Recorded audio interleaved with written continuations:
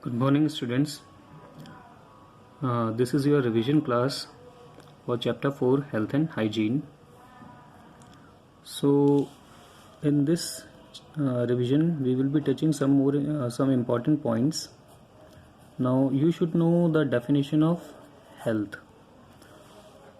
So according to World Health Organization, health is a state of complete physical, mental and social well-being, and not merely an absence of disease or infirmity. Then we can achieve good health by having balanced diet, by having personal hygiene, community hygiene, adequate exercise and rest, and protection from communicable diseases. Then we have disease. So what is a disease? It is any condition during which the normal functioning of an organ or an entire organism is disrupted. Again, it can be either communicable disease or non-communicable disease. Non-communicable disease. Okay. Then you know what is communicable disease? A disease which can be transferred from a sick person to a healthy person, and non-communicable diseases which cannot be transferred from a sick person to a healthy person. Then there are so many types of communicable disease like waterborne disease, foodborne disease, vector-borne disease. So through air, like cold, we have the example like cold. Then through food and water we have typhoid. These are the diseases: typhoid, cholera, etc. Then by direct contact we can get scabies. It is a type of disease. And then by vector, you know, it can be malaria, it can be dengue.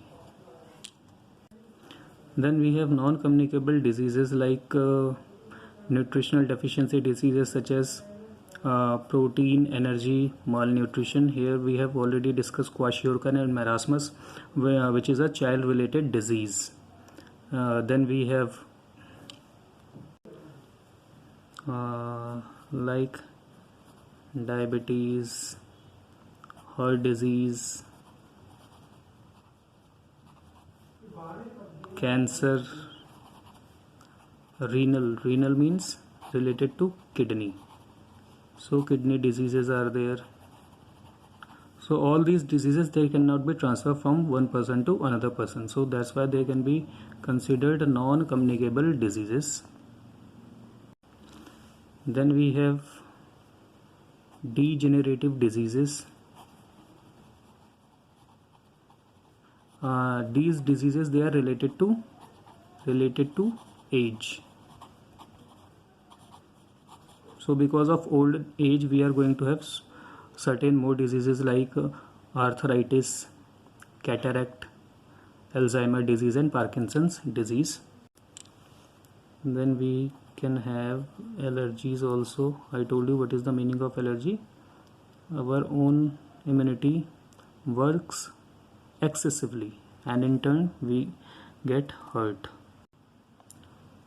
Now students, we can prevent the communicable diseases by personal and community hygiene. Okay, these can be prevented. These all diseases can be prevented then. And by following good habits like not smoking, not drinking, up to some extent we can avoid cancer also. Then by doing proper exercise, by having rest and sleep, good amount of rest, sleep, we can avoid this heart disease also. Under this personal hygiene category, this is basically related to a single individual, like you as a single entity. So you can have personal hygiene by having bath every day, brushing your teeth, likewise washing your hair regularly, with soap or shampoo likewise. And then there is community hygiene, where you should not let the water stagnate near your neighborhood. Then you should have access to safe drinking water. Then a proper disposal of waste should be there, and there are certain different ways of disposing the waste, like dumping the waste at the designated places. You can also make manures by the process of composting or by using earthworms, then it becomes vermicomposting. Uh, then sewage treatment plant is there, where the sewage water from the household can be treated, and once again the manures can be prepared from there, and at last we can go for the recycling of the waste. So students, this was the revision for chapter 4, health and hygiene. So I am hoping that you have already done the question answers in your homework copy. So all the best for your exams. Goodbye.